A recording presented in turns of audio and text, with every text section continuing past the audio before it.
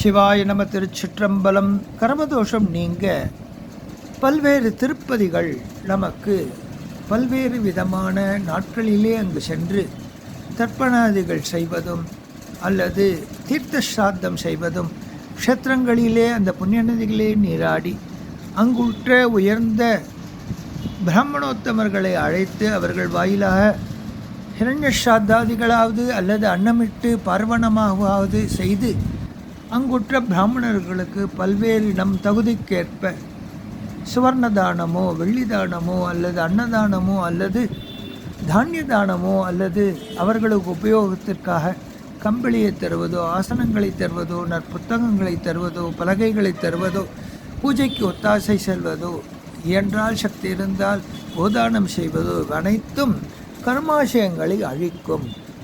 பல்வேறு சிவஸ்தலங்கள் இதிலே பிரசித்தியானவை. சதலபதி என்கின்ற திருத்தலைப்பதி மற்றும்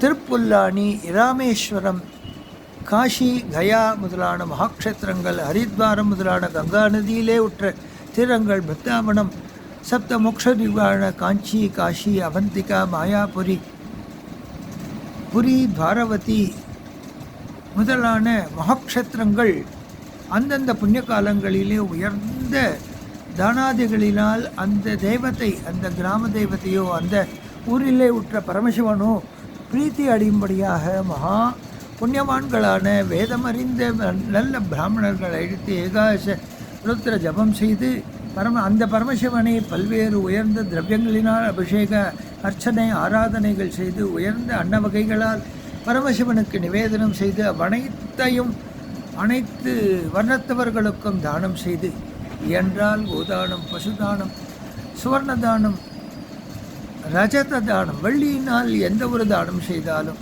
அந்த கர்மாசயங்கள் நம் வாழ்க்கையிலே கர்மதோஷங்கள் என்பது படிப்படியாக விலகும். கர்மதோஷம் என்பது நம் காலிலிருந்து ஒரு கயிறை கட்டி கொண்டே வந்தால் ஒரு இடத்திலே கழுத்திலே வந்து கட்டு ஏற்படும்.